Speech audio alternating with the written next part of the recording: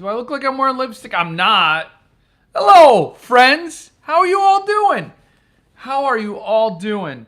I'm back in Chi-Town, the Chicagoland area, for one night only, just tonight.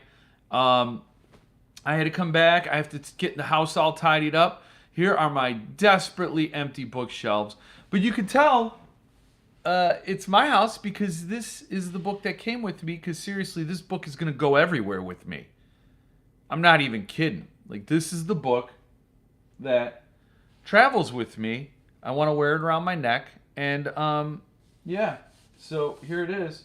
Oh, there's some stuff on the shelf. Oh, so what's up, Mitch?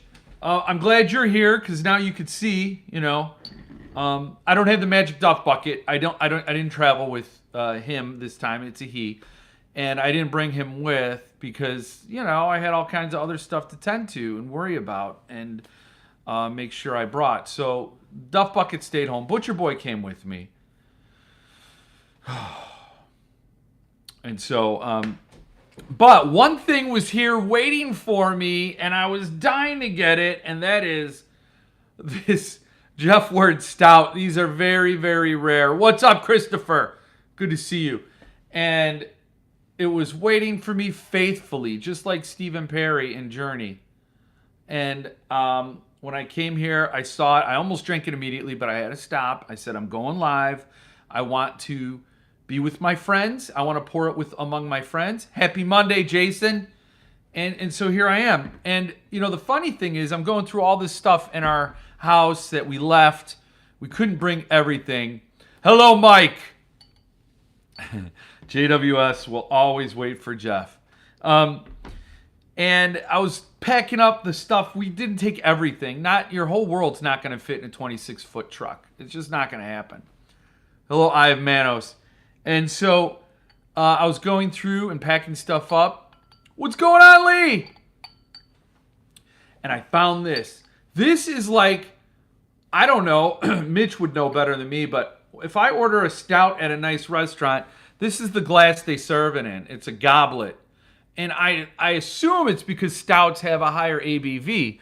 So they serve it in, hello, expat. So they serve it in smaller quantities. And you pay dearly for it. So, hello, Ron, Flash. Good to see you. So I was happy I got like a bona fide stout goblet for my Jeff Word Stout. Snifter. I know, it's like a brandy snifter.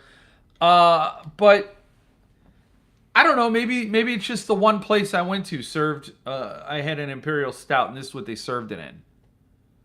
But yes, I would, if I'd have seen this before, I would have thought like a brandy snifter or something for like hard alcohol. I don't know. Oh, Mike, yeah, you love stouts, especially chocolate. Yeah, if they're done right. I know a guy who does them right. Hello, Stephen Dwayne Nelson Jr. So glad you could make it here. Stephen is one of the people who corrected my video earlier, but we'll get to that. So yes, I've waited. It's been a long week, man. It has been a long, stressful, hectic 2 weeks. And so I've gone without long enough. So I have to move this over a little bit to read your comments because my laptop is shot. Yeah, that's very typical for serving high ABV stouts. Yeah. Hello, Cat House. Good to see you. Yeah. So just a small glass, and you'll pay like $8 for that at a restaurant. That's how Jill says restaurant. So these shelves are empty because all my books have relocated except for the Butcher Boy is always going to be by me. It's going to be right there. It's going with me everywhere, even into a coffin. So yes, it has been crazy. Hello, Mark. Good to see you. Have you guys seen the Suntup release, The Omen? Loved it. I loved it. Did you see my interview with David Seltzer? Loved it. It was awesome, awesome time. I don't know if you've seen it, but I recommend you check out the video with David Seltzer, the interview. He was a great guy. I know a lot of you have already commented of the group here tonight. You know, us. Sweet, I got a line on the lettered. Oh, really? Of the Butcher Boy. It's coming with me. It's staying with me. And right here, I don't know what I'm going to have right here, but it's going to protect me and the Butcher Boy. Joe. Your interview was great. Thank you. Thank you. Seltzer is awesome. Yes, he was awesome. Just very generous with his time, his insights. And I had to cut out so much of that interview because he was so free with his thoughts and conversational that I had to chop off some things that he was speaking off the cuff. And I, would have maybe gotten him in a little trouble here or there as far as speaking too freely. Not in a gossipy sort of way, but he's just revealing too much information. So he asked me to cut out some things, and I gratefully did it. So I had to cut out like a half hour because it was, and I had to cut out a lot of me because when we were talking, I was very free with my ideas as well, and I was just talking and talking and talking. And when I watched the video back, I'm like, this is not a good interview. This is a great conversation, but it's not a good interview. I am talking way too much. So I had to chop out all of me in some parts, and a lot of things David said were sort of like trade secrets and things like that. So I had to take those things out. So but what was left was a lean, beautiful, wonderful interview, and I was thrilled to do it. And I am thrilled to own a numbered edition. Eventually, it's coming. I think it's gorgeous. So, last week at a local brewery, I had a chocolate and light coconut infused dark porter that was aged in rum barrels. Very tasty. Would have been right at home in that small snifter type glass. That's interesting. Letter Butcher Boy, perfection. Yes, it is, Joseph. I'm so glad you agree because that book is perfection, and that edition is perfection, and there's just what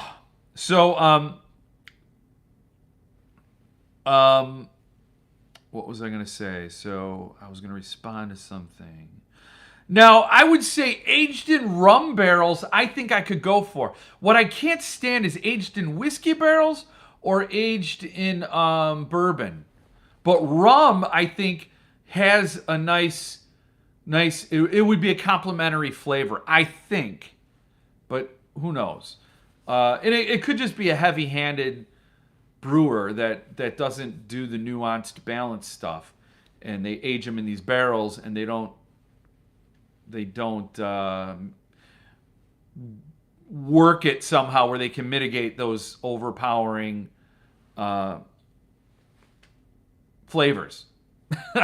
I'm not a brewer, so I don't know, but I can't stand that whiskey or bourbon. It's just like I want to drink a stout, and I don't want that aftertaste or that finish to be a different liquor, or liquor. Oh, hello, number one. Glad to see you here. When this director's cut drop, I can't do it. I would love to. I would show you, Steven, if you were in a place together where I have it and I could share it with you, but I cannot disseminate that video. The Seltzer interview was great. I hope he attends another Parsippany Chiller Theater Con. I would love to meet him. Yeah, that'd be cool. Post the director's cut in the Facebook group. Man, I would if I could. Steven. I would love to. Yeah. I was just trying to think. He told some great stories. Let's just put it that way. Great stuff.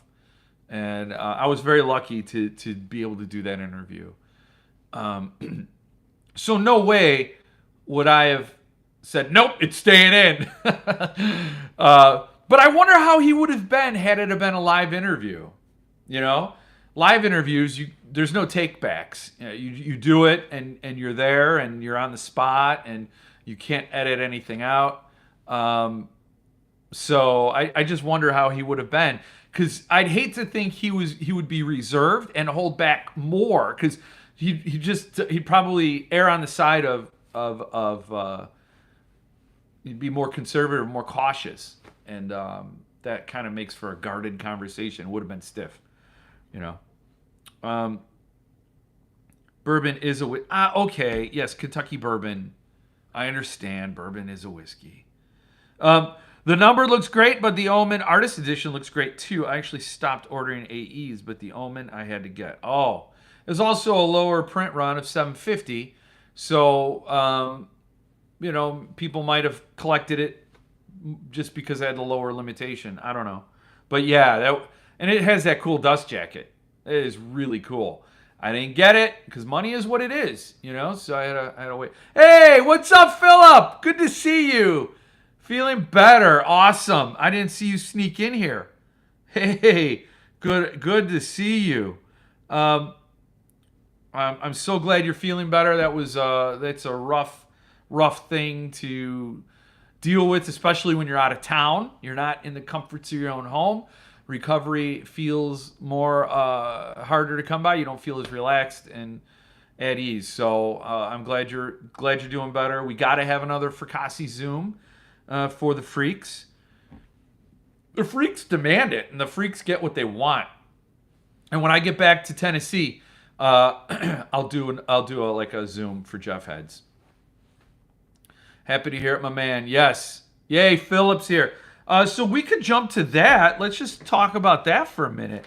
Did you guys get the 19th edition Boys in the Valley slipcase? So if you're not on Jeff Word, the Facebook group, you might not know about it. If you're not in the Fracassi Freaks, you might not know about it. If you don't follow on Facebook, you might not know about it. So I'm telling you here, and the link is in the description of this video. Get that Boys in the Valley slipcase if you have a Boys in the Valley. Only 100 are being made. There are 500 copies of Boys in the Valley out there, so it's a smaller subsection of the 500. Will have the slipcases, and it's beautiful. Philip actually had we were texting, and he had to remind me, because I said, "Oh man, there's only there's 150 Boys in the Valley that can't get the slipcase," and he's like, "You're thinking of Gothic." I'm like, "Oh my gosh," because even that's wrong. Gothic only had 235 numbered, so it's fun. It's beautifully done by Paul Michael Caine. We have Philip Fracassi and Lord Caine coming together. Two awesome people in this little community of ours, and they came together and created this beautiful slipcase. Awesome stuff. And if you have a Boys in the Valley, how could you not want it? You're going to want to protect that book. That book has gone up a lot in value. Will it continue to do so? I don't know. It's anybody's guess with the way the economy is going. And, I hate to be a bummer, man, but 30 slipcases left. 70 are gone. That's a 70% sale. Now I feel like I'm on the Home Shopping Network again. Get on it. Get those last 30 if you haven't, and you have a Boys in the Valley. It's a no-brainer. It's a no-brainer. I haven't looked at the Boys in the Valley prices lately. I don't know if they're even available. I know last time I looked, there weren't many around. Wait a second.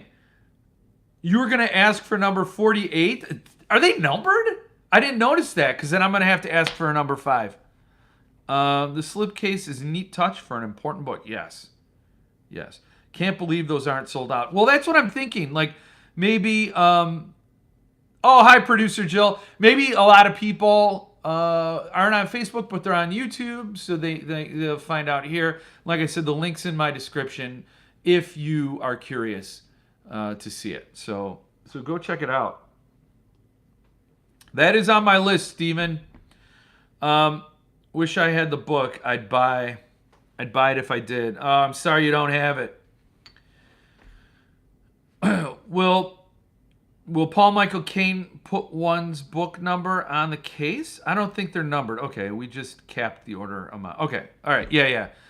That would be cool, though, Christopher, if we could ask him to somehow work a number in there. But I wouldn't want to change it. I'd want whatever was produced from him, either number them all or not. And one detail of the slipcase that I thought was cool, and was the PF on the spine. He didn't do Earthling.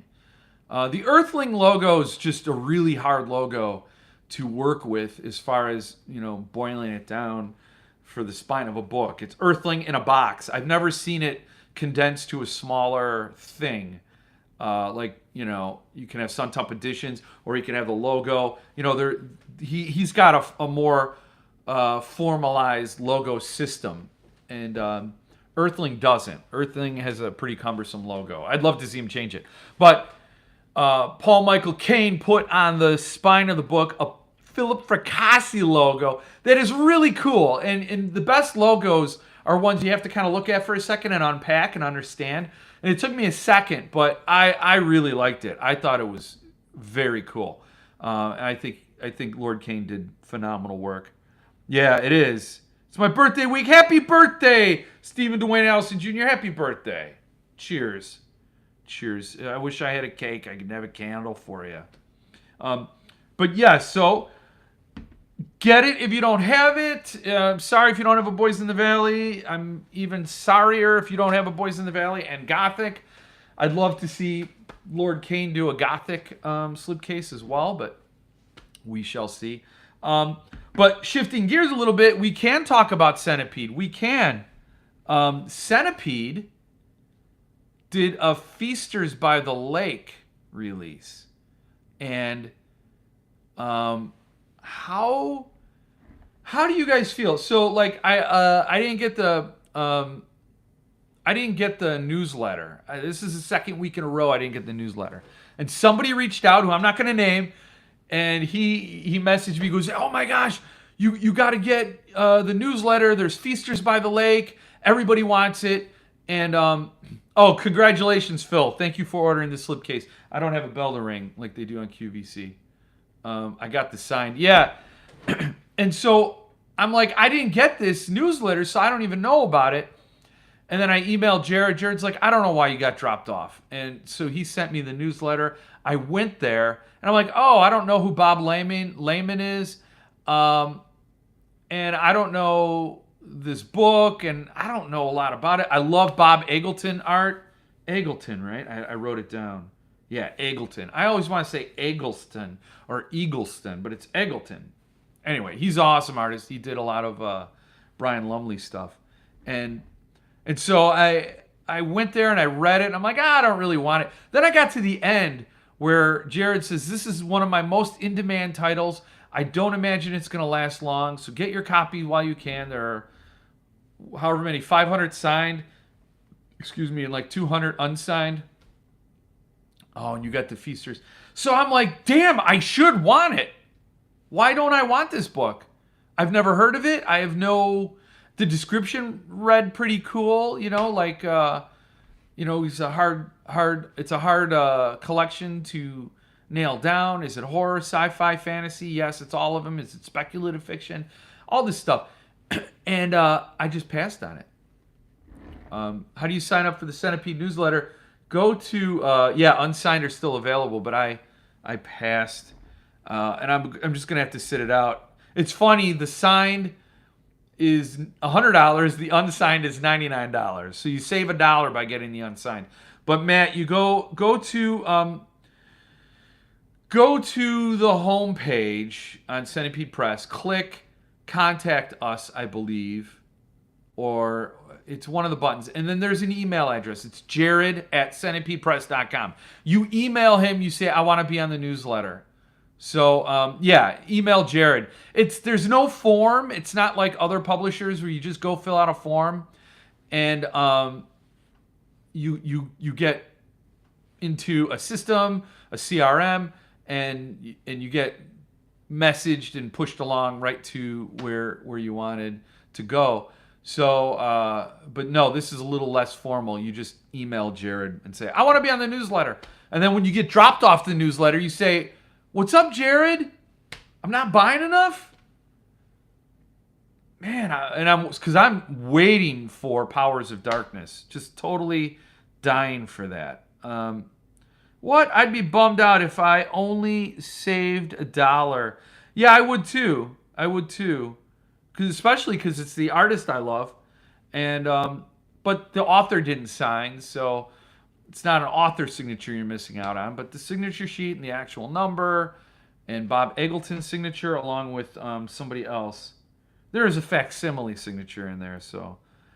I have the Midnight House edition of Feasters, and it's great. I still picked up this new edition for the expanded content. Yeah, he put in other material, other stories, so that's cool. But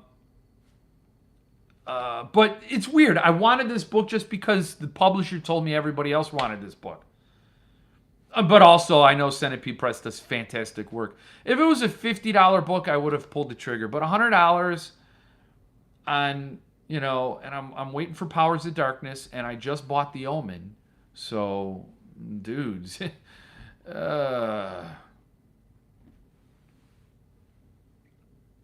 this is just so good. And there's something awesome about drinking out of a small glass, because then you're like, oh, I got so much left, and I've been drinking, and I got so much left, but I've been drinking. So you see, you trick your old brain. You're like, oh, I didn't have 2 pints. I had like 18 little glasses.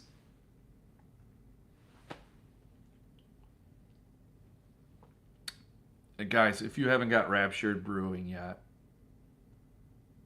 I'm very, very, very, very lucky because I wouldn't be. I'm not a good liar. So when Mitch sent me the first stouts, it would have been so awkward. I'm not a good liar. I'm just not. And it's great that I love it as much as I do. But wow, I was sweating bullets. The same thing when I read Boys in the Valley with Philip Fracassi. I'm like, I'm going to line up an interview with him. I'm reading the book. I want to talk about a new book that Earthling did. Woo! Thank God I loved it. So, yeah, I don't push anything I don't love. If you ever see me talk lukewarm about something, like, yeah, it's okay. It's all right. It's possible that it's okay and it's all right, and I'm okay with it. It's possible I hate it. I just can't lie that well. Snifter is a great stout drinking experience. It is. JWS is officially all out. No! It's like there's no more ocean left. There's no more ocean. There's no more sun. I better sip and just put a nipple on this. Rapture is great. I loved mine. Hoping to get in another order soon. Yes, I have 2 Hershey's Youngling snifters. I love drinking it out of them. Yeah. Yeah, I mean, I dig it. I really, really dig it. Anyway, what other books do we got to talk about? Oh, Curious King, anyone? I just posted it. I posted the giveaway with one huge error in it that was super embarrassing. I just said Suntup's name in a video about Curious King's giveaway because I was drawing the comparison so people could understand what level they're buying at. So it's a Suntup level and craftsmanship. In the UK, I forgot to mention that. So shipping is what it is, but it doesn't matter for the First Law trilogy or the blade itself because that's gone. But I just had Suntup on my brain, and I said his first rebind project. His first project was a rebind of Replay. Oh, that was just terrible. I was so embarrassed. So I edited the video. It's out now, but I apologize to Paul Suntup and Anthony K. That was just not good. But I am who I am, and I'm just not professional at all. No professionalism here. No shirt required. I was going to fill a few more cans of it, and then I went to the bar, and the keg done been kicked. Now I gotta brew another stout. Oh, that's a heartbreak, even worse than it just being out because people enjoyed it and they drank it all. That's worse. I'm glad you signed up, Stephen Dwayne Allison Jr. I'm glad you did. Those Curious King books look gorgeous. They do. The shipping for the standard was half the cost of the book. Oh, the standard. Yeah, I mean, it was 200 pounds sterling, so I don't know what that is in today's exchange rate. It's usually like $1.35 for every pound. So I don't know what it cost, but damn. So 100 pounds just to ship it. Damn. That's too much. Professionalism. Hey, everybody. Hey, Tyler. Good to see you. A signed art print by Curious King Blade itself cover would be instant sellout. Wow. Yeah, that art, I never heard of Tommy Arnold before, but that art is just amazing. Really. And it was right on time, I really want to read that book. And so hearing about this release, when was it? Back in November? It seems like ages ago. I'm like, oh, that's really cool. That's really cool. A limited edition of that. Even though fantasy's not my bag, that Ready Player One rebind is beautiful, but it's just like over my head because I'm not a fan of the book. I've never read it, but I'm not even curious. So that's ironic. But this one I am totally on board for. I hope I like it. Everybody seems to think I'll like Joe Abercrombie. So I'm totally up for that. I had PayPal troubles with Curious King. May try again next week. Okay. 90 pounds. Damn. Any idea what's next for Curious King? Yeah, the Jemison. N.K. Jemison. Yeah. Broken Earth trilogy next for Curious King. This is 68 quid. Yeah, Broken Earth. And I don't... again, he's doing books that maybe Subterranean Press would do. So my comparison for Curious King is Sub Press.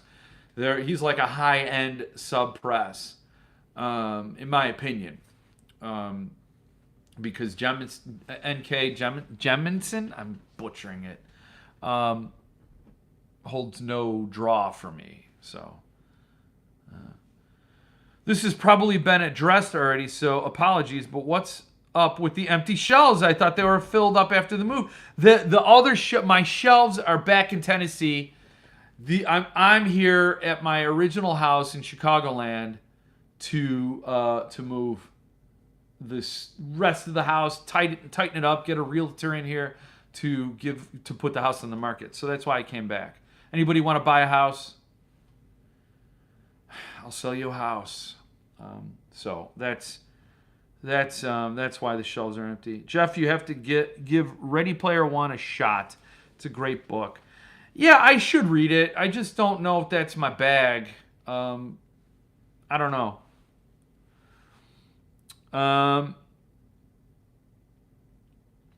Thanks for both the information and the link for the Boys in the Valley slipcase. I just went over there and bought one along with a small handful of those paper money bookmarks.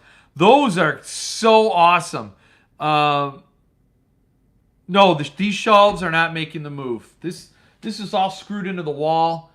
And IKEA bookshelves, when you dismantle them and travel with them, they fall apart.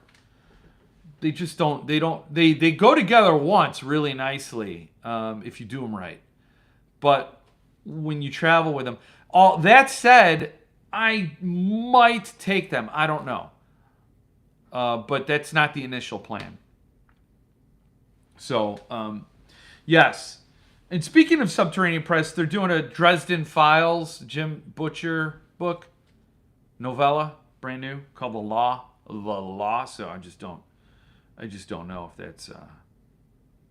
that's your thing. I mean, you could. Oh, so speaking of the Curious King giveaway, since I'm giving away art with all the books I give away, I give away Kenny Rogers. Lee knows about it.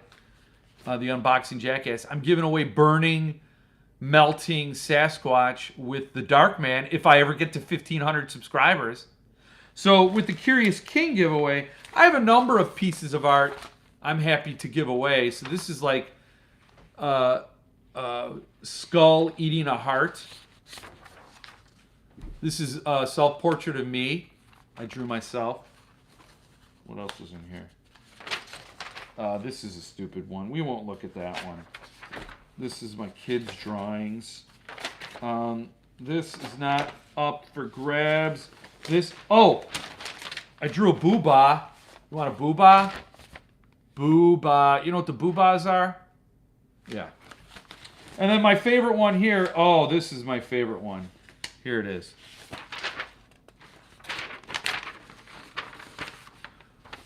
A piranha was dreaming about being president when another piranha came along and ate that dream. I call this Eating Dreams. And then finally, I drew a picture of my Japanese chin saying hi to my cat. Hi, Milo. I call it Hi, Milo. So that's it. I could create a portfolio, sure. I'll put these together and I'll sell them for mega dollars. Mega dollars. It's like dollars that Dave Mustaine would print. And speaking of the bookmark currency, that stuff's awesome. I hope you got all of it. I have every single one he's done. Those are a lot of fun. I hope he does more in the future. But now he's making Boys in the Valley slipcases, so I don't know if he's going to have a lot of time to do currency bookmarks. So you thought you bought the wrong IKEA shelves. Billy's for life. You think so? I had Billy bookcases.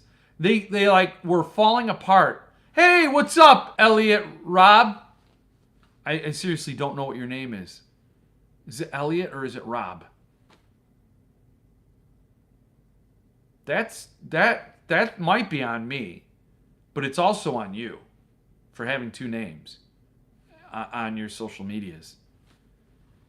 It's also on you. I had Billy bookcases. If you look at my old videos, when I do my first Borderlands Little Books unboxing, where I have the whole series 2 and I unbox it. Those shelves behind me are Billy's. These are Bestas. Bestas. They're not the best, and they're very deep. It's Robert Elliott. Okay, thank you. Still confusing, but now at least I know you're not Tyler Durden or, you know. So if I bought Billy's, which we looked at and just did the whole wall, I'd have confidence I'd secure them and they'd be fine. But I don't know. I just don't want to spend money. I just don't want to. Yes, I own many pieces of original art, and Jackass Kenny Rogers is the gem of my collection. I'm currently looking for a bulletproof glass frame. You know what? If you hung that up, people would try to shoot it. So I think that's a necessary precaution when it comes to my art. People will want to shoot it. So I don't blame you. Look what they do to the Mona Lisa at the Louvre. The Louvre?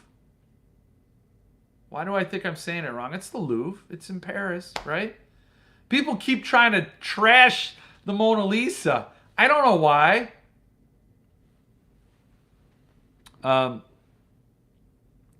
Mine have moved from California to Washington to Alaska, and now they are right over there across the room from me in Michigan. Okay, well, maybe you took better care of your furniture. I don't know. Whenever I move IKEA furniture, okay, my mistake. Here's my mistake. I don't disassemble it fully. No, I do. I've disassembled bookcases fully, and then when I put them back together, they wobble more than me on a Friday night, or a weeknight, or a weekday, and they just don't go in as tight. You know, you get all those. So I don't know. We're two different people, Stephen Dwayne Allison Jr.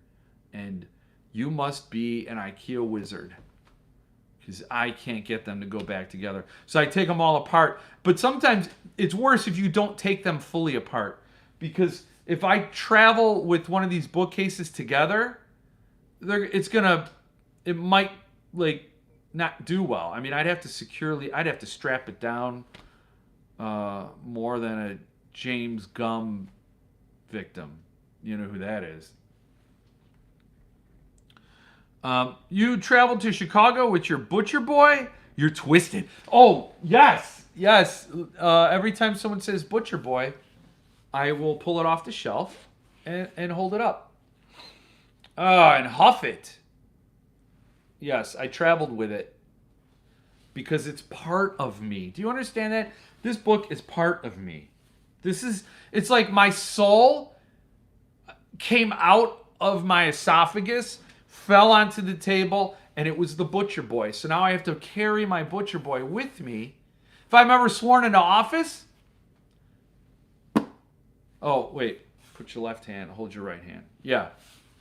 I do so solemnly swear that this book will never leave my side. So, yeah, it's here. It's here. See how carefully I put it back on the shelf? See? Yes. No, we're not. We're the exact same person. Okay. Survived 2 earthquakes. One which was 7.2. My God, I don't know, man. I don't know. You got the last of the good Billy bookcases then, because, man. None of my Billies are secured properly to the wall. I have gone on record as saying if I die due to being smooshed by my book collection, I will die happy, no regrets. Yeah, you got to anchor them. You got to anchor them to the wall, man. These are anchored to the wall. I could climb this right now if I wanted. I do, oftentimes when the camera's off. Sometimes when the camera's on.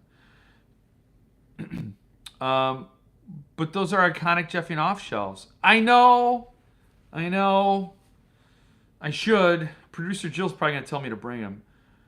Why don't they swear on the Constitution? Oh, interesting. Why don't they? That's a good point. Butcher boy! Yes, that's all you need to say, Robert Elliott. Now I forgot. Are you Elliott Robert or Robert Elliott? See? Now I'm going to mess it up. It's Robert Elliott. Robert Elliott. I'm just ingraining in my brain. You may want to browse on eBay as someone, not me, that has a Centipede Press book listed that does not officially exist, and it is forbidden to discuss. But I know you are a fan. I know, that was out. I saw that out there, and it's gotten a lot of talk in the Centipede Press Collectors Group on Facebook.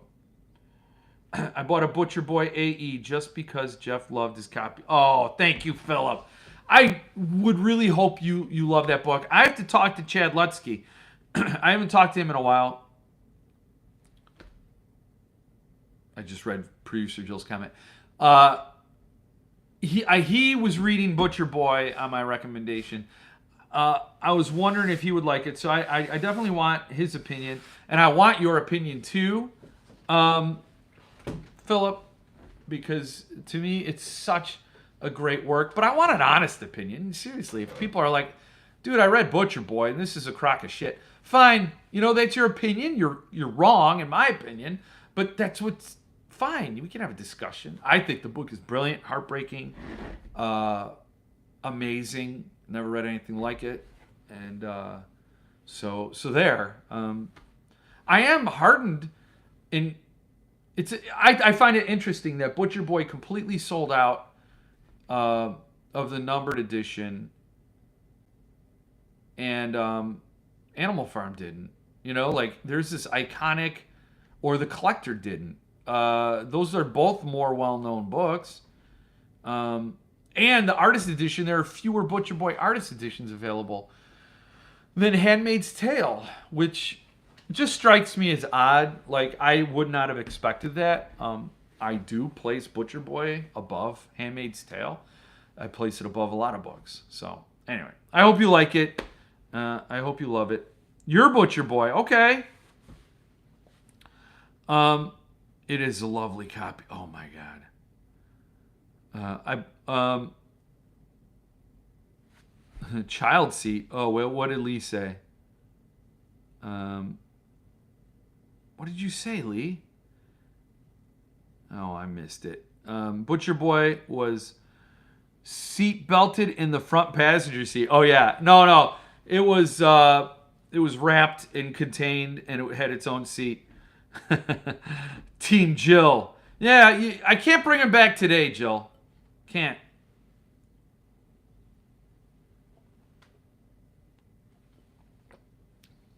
Oh wait. So many pores. Oh.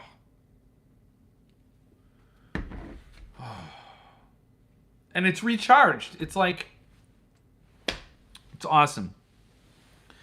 I saw that it's saved. What?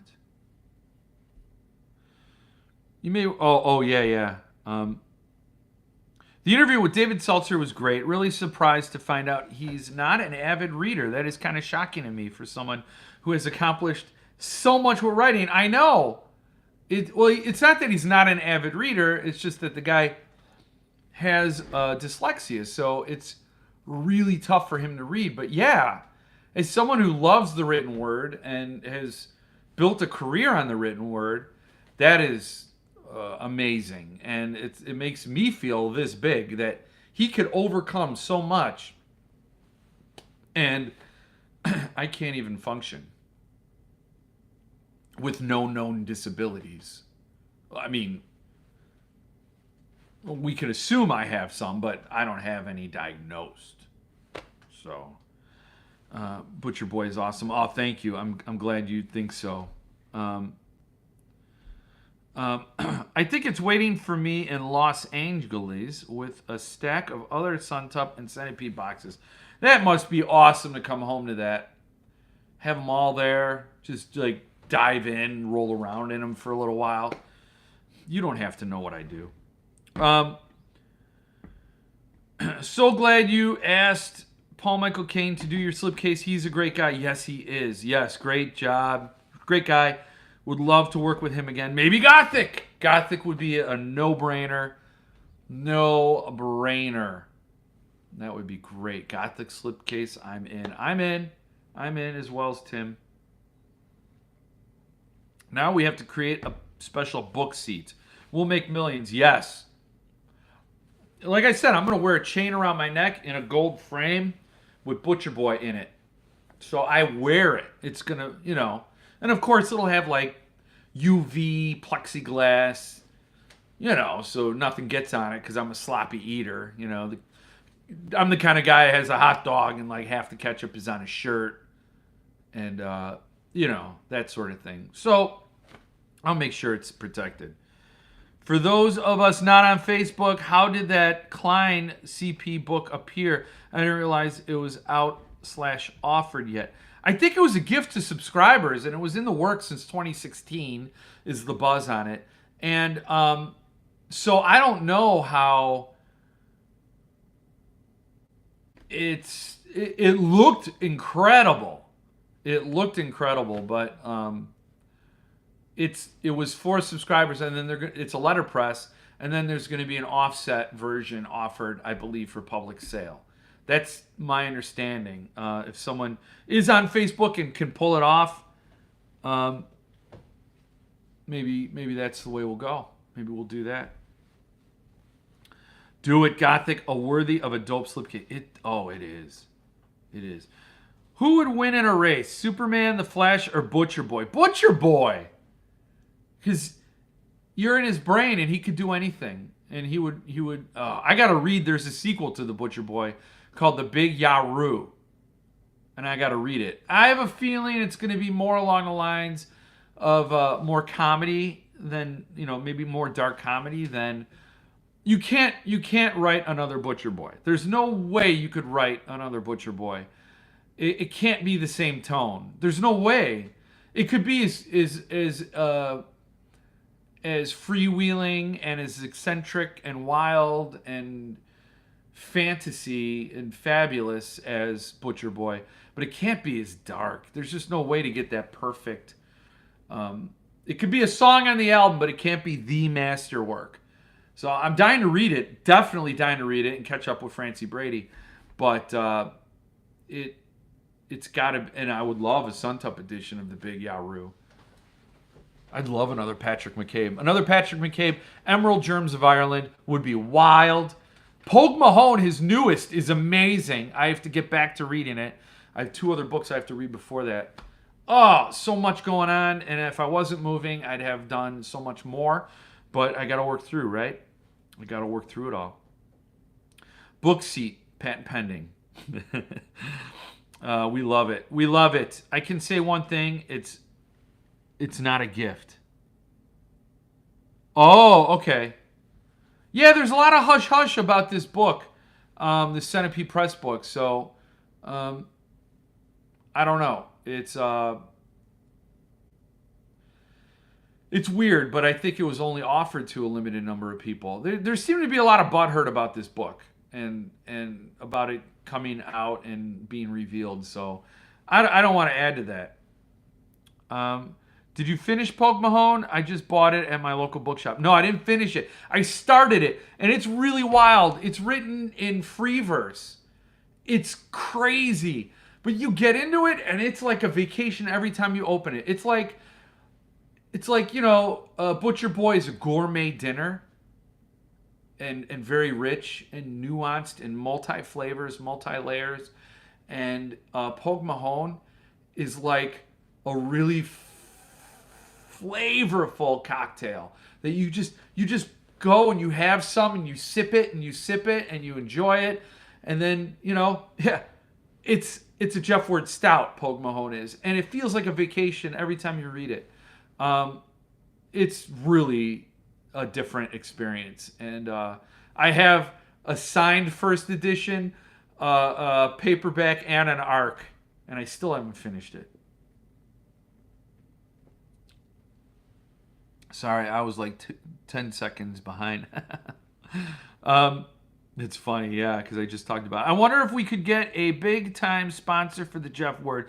We could have a regular Stay Frosty edition and a special leather covered Cat Balls edition. Big-time sponsor for the car seats, the book seats. Stay frosty and keep your cat balls off the book seat. Cat balls don't belong on the book seat, but the book seat is cat balls.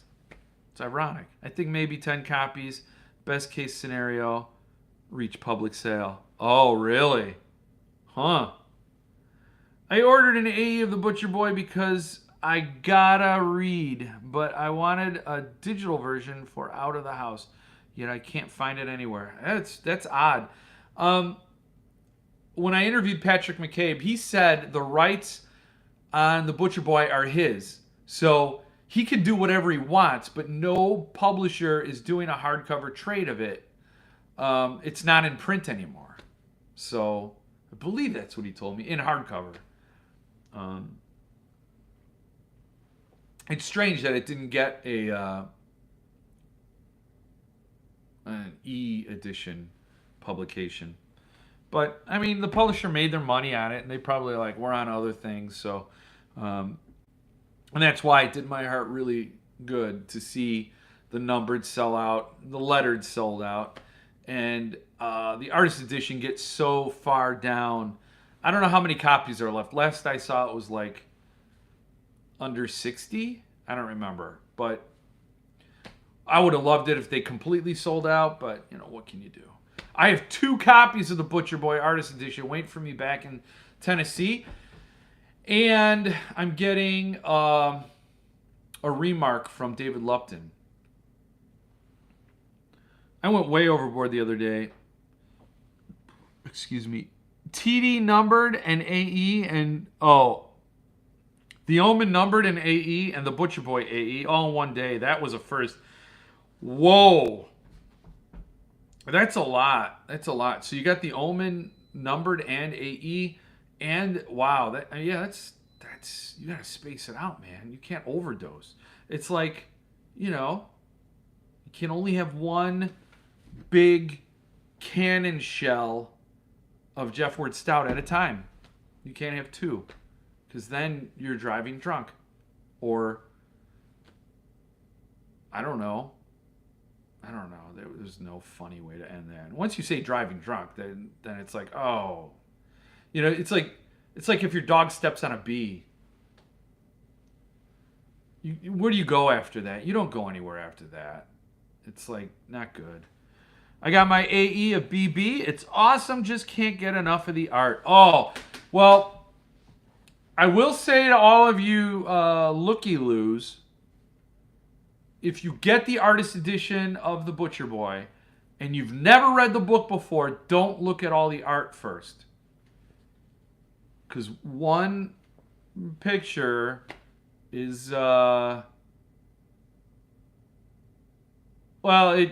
gives something away, and you don't want that. So just don't be a looky-loo.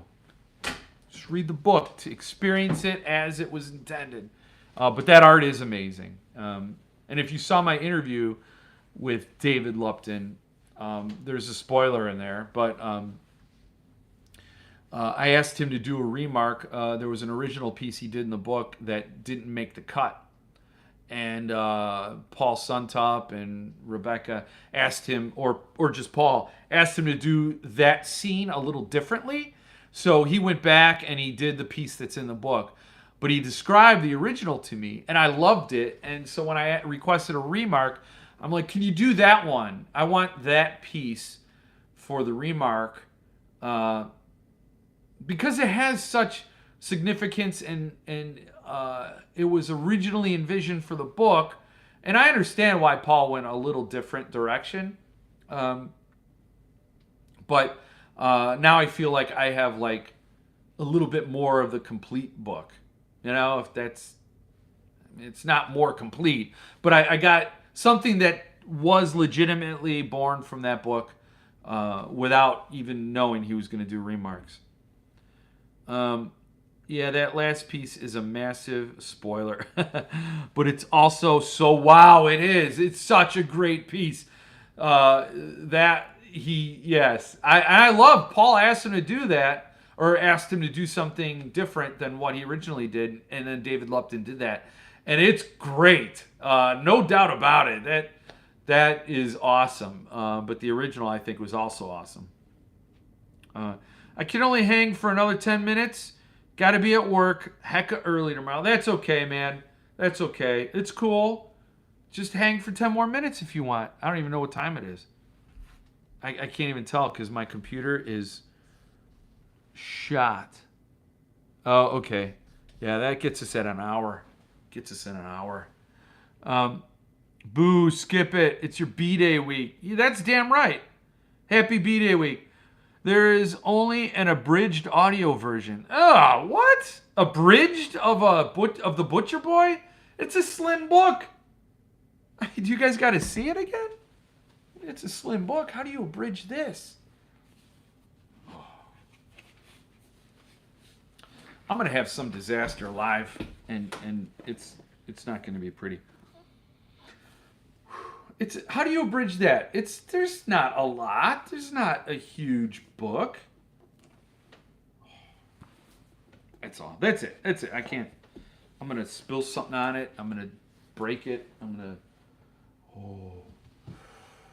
It is like electricity every time I handle it because there's power there, and I'm like, I'm gonna kill myself or the book or something. Something bad's gonna happen. That's crazy. I don't know how you abridge it. Gothic would be a great choice. Yes, for a slipcase. I'm assuming that's what you're talking about, Mark.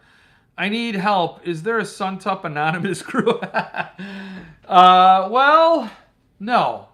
You're gonna go to a Suntup Facebook group and you're gonna find enablers.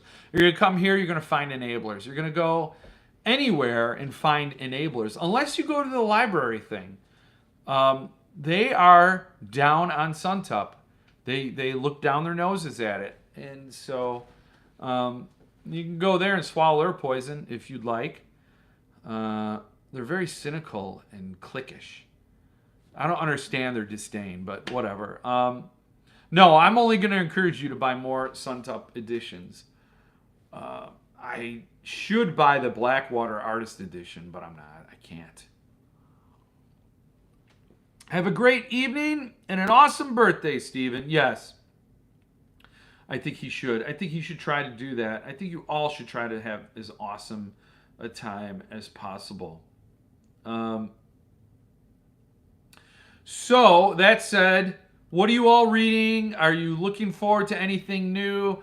I feel like I just reached out someone to buy my Harris book so I can quit. Someone buy my Harris books? What, your Suntups? Do you have all three? Are they matching numbers? You'd be able to sell that. You should be able to sell that in a heartbeat. But of course, inflation, the economy, the stock market, it's rough out there. I actually think there's been a change in tone in library thing regard to Suntup. Not nearly as negative. No, you're right. I think some of the more cynical folks were like impressed or at least soothed that Paul Suntup did Johnny Got His Gun and Animal Farm. I think they felt like, okay, these books are worthy of the fine press treatment, and they don't get the exposure they deserve. So I think there was a little bit of that.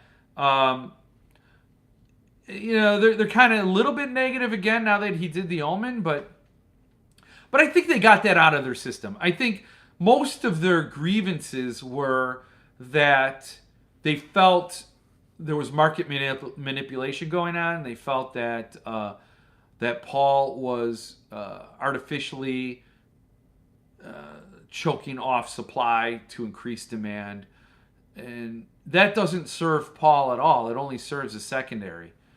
But yes, the secondary market demand and those crazy prices make it even better for people to buy direct from the publisher. So he's getting accused of all things, and I don't think any of it was fair.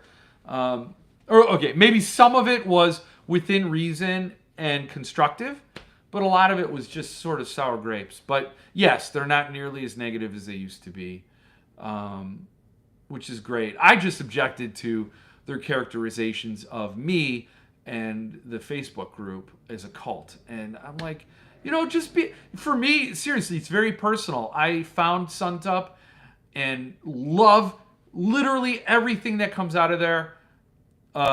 It's a totally authentic reaction. They're my number one publisher, no doubt. I don't think anybody could ever top Suntup in my world. The books he picks, the way he does them, it's just there's a Suntup shaped hole that fits. Like there was a hole in my heart, or a hole in my collection, in my collecting habits, that was Suntup shaped, and I didn't even know it, and then bam, right there. So no doubt, nobody could topple Suntup.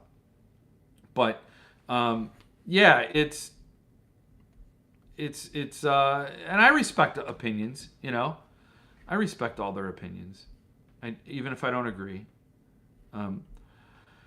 All three books, 2 different numbers. Okay, well, it's still a set, and I think not too many people will have all 3 books. You should be able to move it. I don't know. Finally reading Jaws for the first time, the Suntup edition, of course.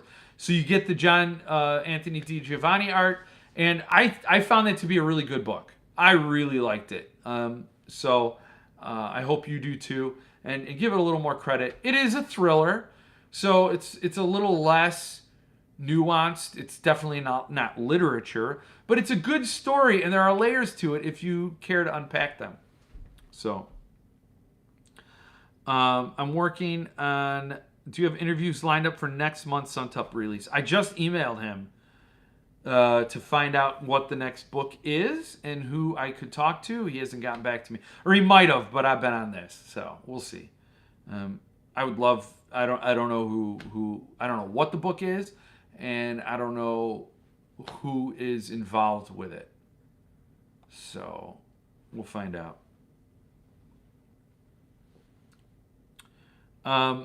I'm working on Dragonbone Chair before Grim Oak release. I should read it. I mean, I read Brothers of the Wind, the prequel. So, but man, that high fantasy stuff that didn't click with me. It just didn't. That high fantasy. Like, I'm hoping Joe Abercrombie clicks with me, and I can like that more. I think I'll like Lord Fowl's Bane. The Thomas Covenant series, or whatever that's called. Well, I think that might, but I don't know. I bought a copy of the AE of Guests yesterday. Can't wait to get it. I can't wait to read that. I'm reading A Child Alone with Strangers by our boy Philip, and it's fantastic so far. 200 pages in, so I have much more to go, and I'm all in for it. I am so jealous. I still got to read Don't Let Them Get You Down. Oh man, I'm green with envy. That book is solid gold. Already a top 2 book of 2022 for me. Nice. Yeah, Philip is the real deal. Philip, Mitch, Suntup, these are the real deals in my world. The real deals. Currently reading Mallerman's Daphne. I just don't do e-readers, man. I just don't do electronic screen reading. I didn't reach out and get that arc of Daphne. I'm jealous of you now too. And you loved Daphne. God damn it. I think a lot of LT posters just can't figure out what drives interest the Suntup core audience. It's actually kind of funny to watch them try to figure it out. Yeah, that is funny. They do puzzle at it. It's different. They are fine press people. They're looking at the paper. Like, there was a big discussion over there about paper quality and what paper people use, and they're more into the book and like almost less about the story. Except if the story is not worthy, you know.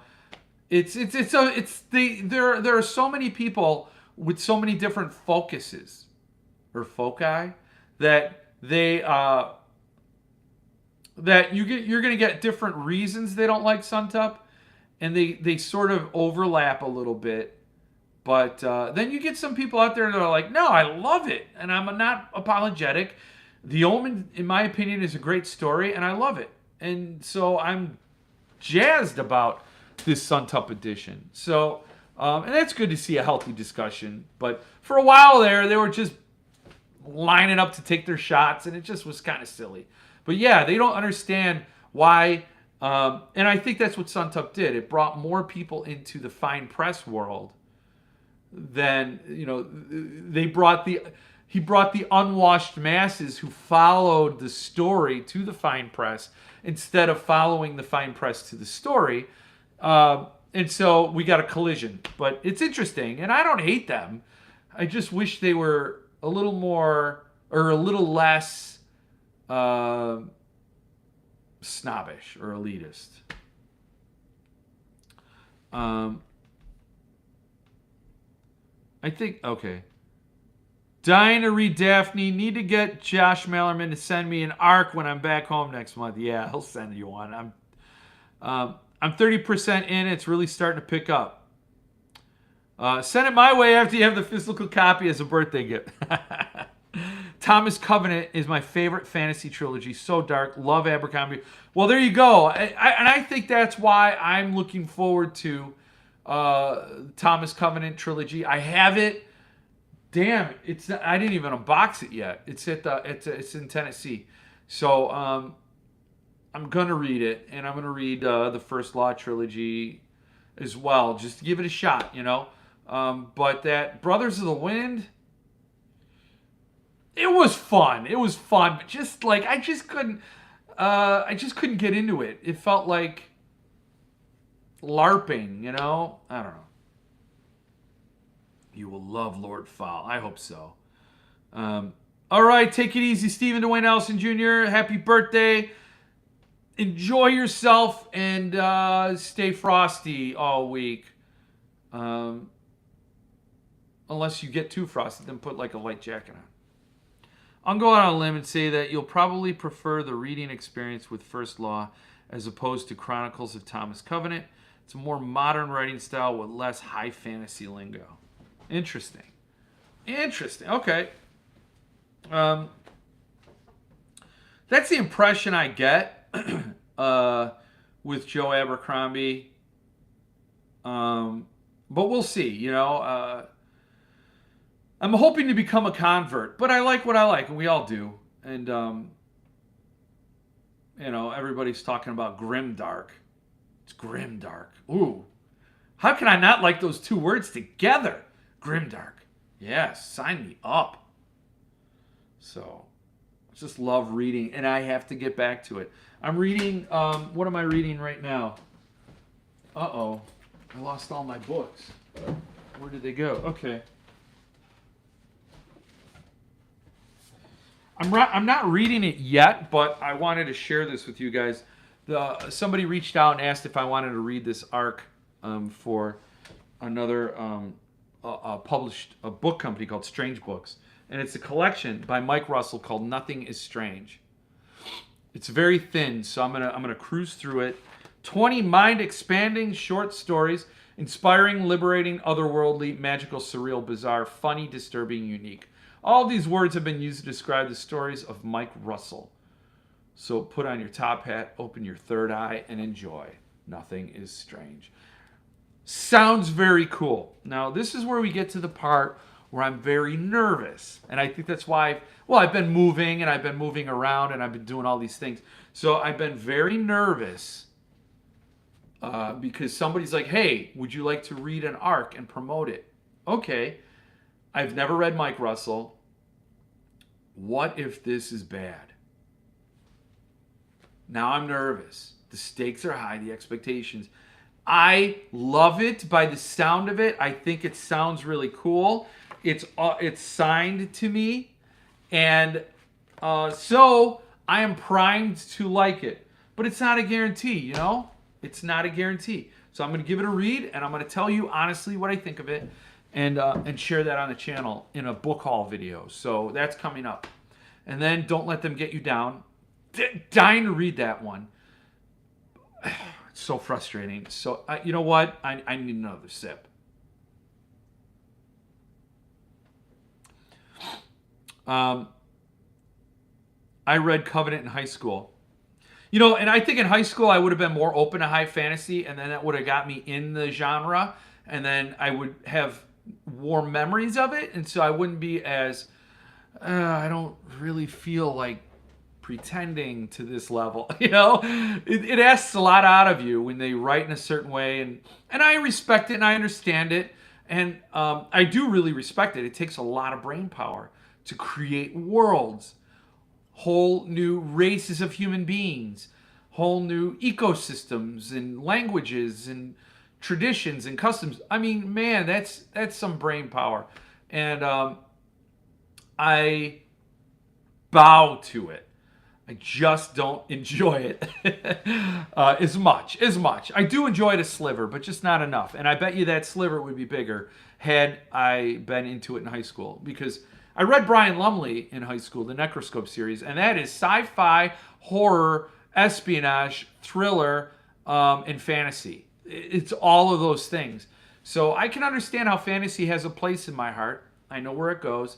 I just can't do the brother. How do you do me like this, brother? Like, I don't know.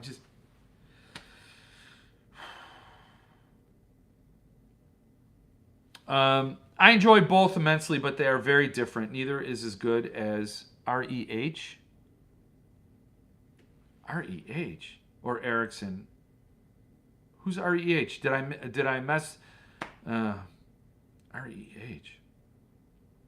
The blade itself comes with rights to any future Abercrombie books, which is nice. I like rights. Every publisher is tippy-toeing around rights because of the blowback to Suntup, and that is bullshit. Like, that blowback against Suntup was wrong. People are going to miss out because these are limited editions. There are many Boys in the Valley customers who missed out on Gothic. And there's nothing any of us can do. It is what it is. The print run was set at what it was. And anyway, so Lyra's and Amaranthine and whoever else was, and Curious King was sweating the right system, and they're trying to perfect it. But you can't bring everybody in if it's limited. It's just the nature of the game, man. Oh, me as well. You read it in high school. Have you found any good used bookstore close to your new place? Not really. I mean, we're just unpacking essentially, but we went to the Goodwill and we went to there's like 80,000 thrift stores in my new town. So we went to the Goodwill and then this We Care thrift shop, and there was another one we didn't go to yet, but no luck there. That was no good. There is a pizza joint that's also a bookstore, so I might check them out. But I might have to go into Chattanooga for bookstores, I'm thinking. So, yeah, it's going to be future channel content for sure.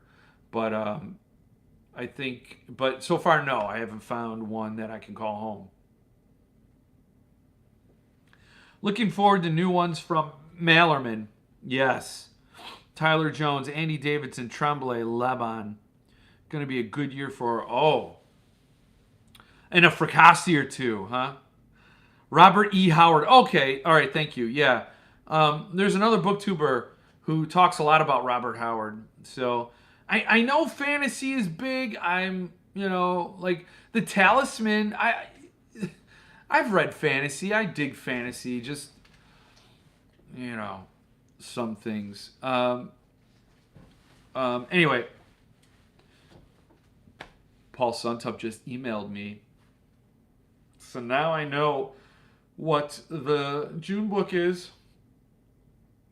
And I'll have some contributors to talk to. Notice how I just said contributors so you wouldn't know. Breaking news. So it'll be great. It'll be great. You'll love it. You guys will love it. Philip, really hoping SST does the new Tremblay to continue the set. Paul Bear's Club. I do too, because I haven't bought it. People will miss out on every limited edition regardless of how the book is sold. Period. Amen, Tim. Amen. You could do Folio Society's model and print on demand, or not print on demand, but keep doing multiple printings, sure. But if you're hunting signatures and limitations and numbers and letters, forget it. You're not getting it from Folio. And that's not to say that's not valid, but you can't cry that this gourmet meal isn't being served at McDonald's. You can't. There's very few people that can make the meal like that, and access to these things are minimalized. You just cannot say, where's my filet mignon at McDonald's, and I want to pay McDonald's prices for it anyway. So it's just entirely unfair. And I hate to see the publisher sweat it. And I think the right system is the right system because you're favoring returning customers. So yes, if they got it on the ground floor and everybody got it on the ground floor and everybody's locked out, it does suck. But I would rather see the returning customers get rewarded over random people that, you're not really building loyalty that way either. So I don't know. I just think that you favor returning customers. Now, you could do it where if you buy a certain author, you have rights to that next book by that author from that publisher, and then everything's fractured along those lines. But I think that would have been hard for Paul Suntup, because I don't know how many repeat authors he planned on doing other than King, and there's only been one King. So it's tough. It's tough all the way around. It's hard, and it does suck when people miss out. When I see people write comments like, "Man, I really wanted this book. This book meant so much to me, but I missed out." I hate that. I do. I'm not looking at that person like, "Well, too bad. Should have got up earlier. Should have had a faster internet connection. Should have. I'm not doing that at all. I do feel bad for those people, but man, you can't blame the publishers. They have to have whatever. I can keep going and going and going. Have to bail, everyone. Enjoy your evening. Take it easy, Mark. Good luck with the house sale. Thank you. You want to buy it? You can live near Chicago, away from the gunshots for now, and away from the serious taxes. You still get a lot of taxes. And then you can commute by Metro to downtown anytime you want to get shot. I can't sell a house.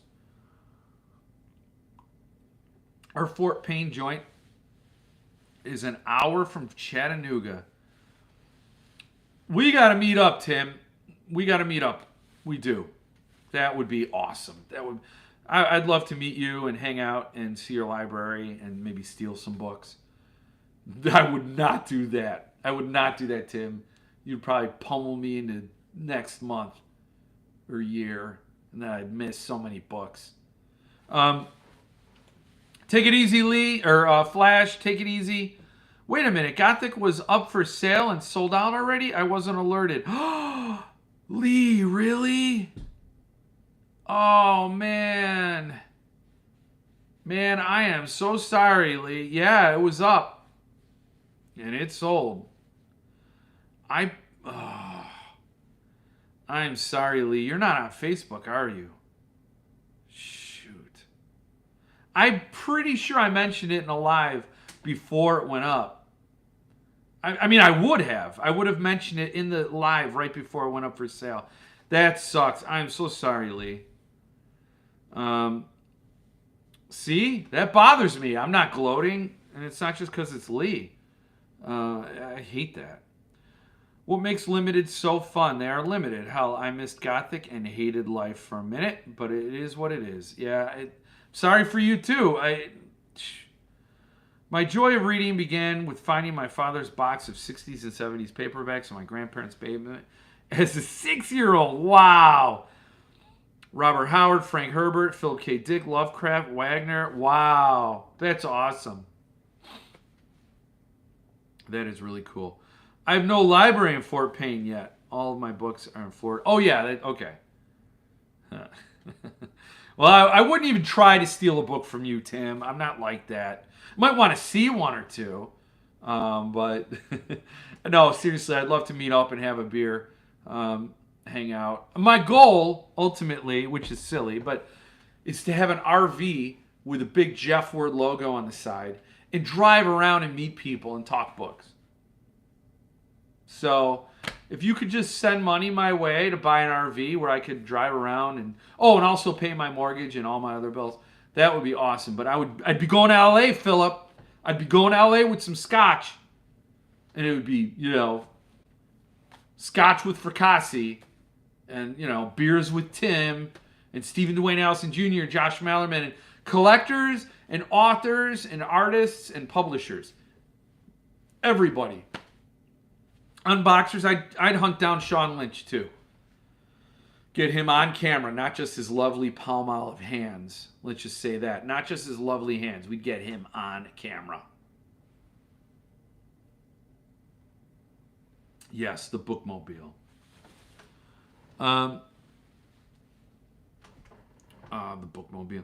No, I didn't do any other social media. I just looked at the Earthling site and saw Gothic was numbered to 235. My Boys in the Valley was around 250. Yeah. I don't know why Paul Miller did that. I'm sure he has reasons. I will say, Lee, you'll have a chance to get Gothic from Cemetery Dance. Richard Chismar and the folks over there are doing a trade hardcover, I can say that now, and paperback of Gothic, which I will also buy. I will also buy that. So, yeah. I was a little late reading Tolkien. Didn't read Lord of the Rings until I was 16. I didn't read Lord of the Rings until I was 30-something. I loved it. So, I mean, if that is kind of high fantasy, but it's not like Tad Williams' Brothers of the Wind. You know, maybe I don't know what the reason is. I'm not going to speculate and cast dispersions on anyone. But I loved Lord of the Rings trilogy. Hands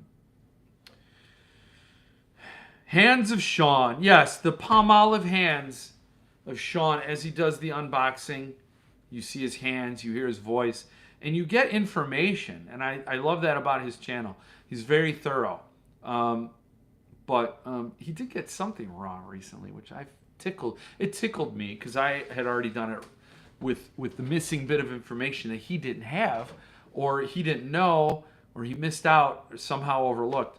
But 9 times out of 10, he's serving me my lunch in the information department. Trust me. So much respect to Sean Lynch. Great unboxing channel. Tim, it's terrific. He's entertaining like me. So Tim's my real competition.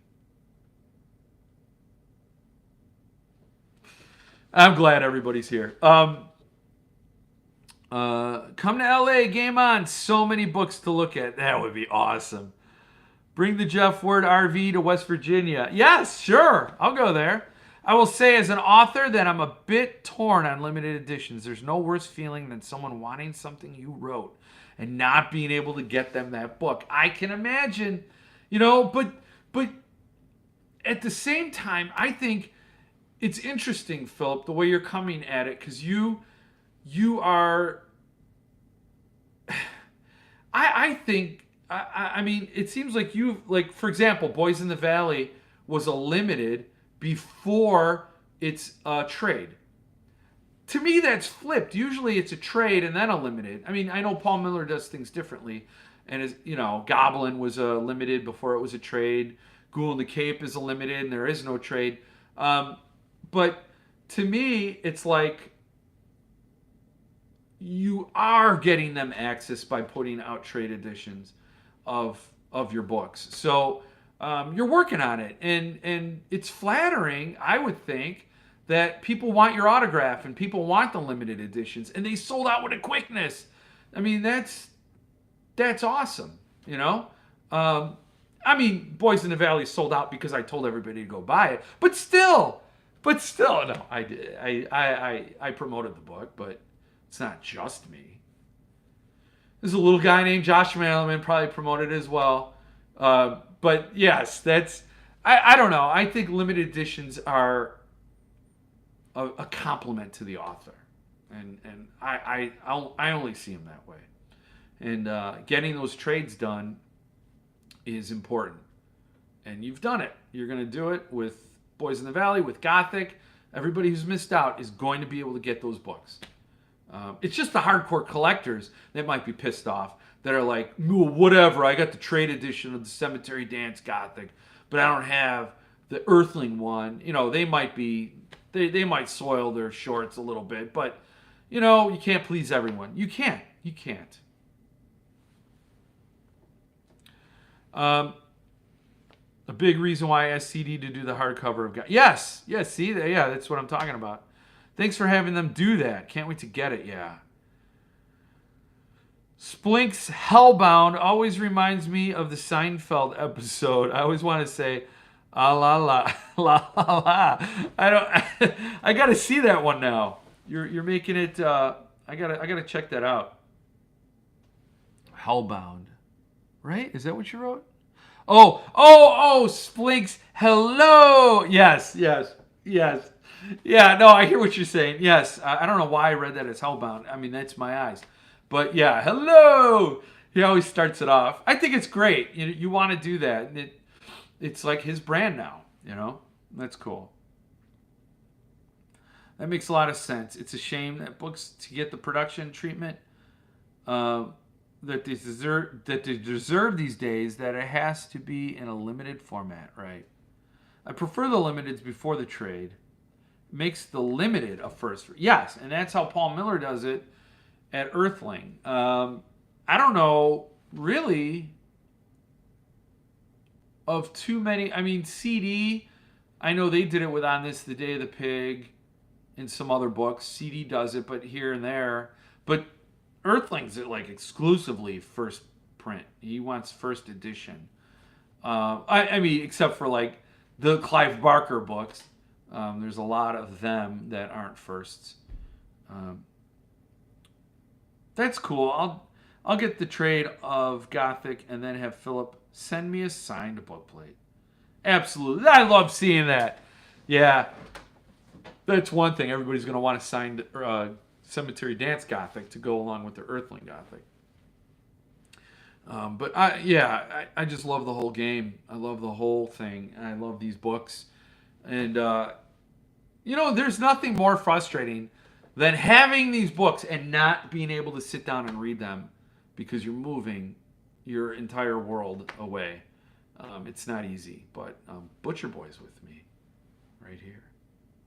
Butcher Boy. Yes, true, Jeff. I'd love to have the limited Boys in the Valley and Gothic, but I will be happy to have the trades. Well, because I'm gonna get the trades too. I would love to see, here for example, I got the Gothic. I'm sorry, I got the Goblin Earthling edition with Allison's now his fiance, Josh Mellerman's now fiance. He got engaged to his special lady friend. Did the artwork for that one. And then the trade came out, and I like the artwork for that too. So I love these varieties of work. It's cool. And so even though I already read it, I read it as the ARC, and I have the limited. I wanted the trade, and I got a signed one from VJ Books. So I do like that. Pearl is another case where On This the Day of the Pig, I really dig that cover art. And then Pearl came out. I wasn't wild about it, but I did dig it in a different way. But I liked having it. You like that variety on the shelf. So, a lot of big 5 publishers won't take on a book if the limited comes first. It's a tightrope of sorts. Yeah, I can imagine. Although, when the big 5 look at it, what are the limited editions? 500? And if they're completely sold out, those 500 are probably also going to want the trade.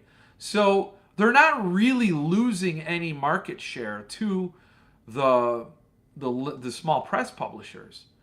And they have the demand built in, the pent-up demand, I must say, of the people who missed out but wanted it, heard about it. Now there's buzz already. There are reviews already. So to me, it's kind of wrong-headed and lazy of them. It's actually not lazy. It's lazier. It would be lazy just to take the limited, the books that were produced as limited editions with high demand, because it's already there. There's already an audience.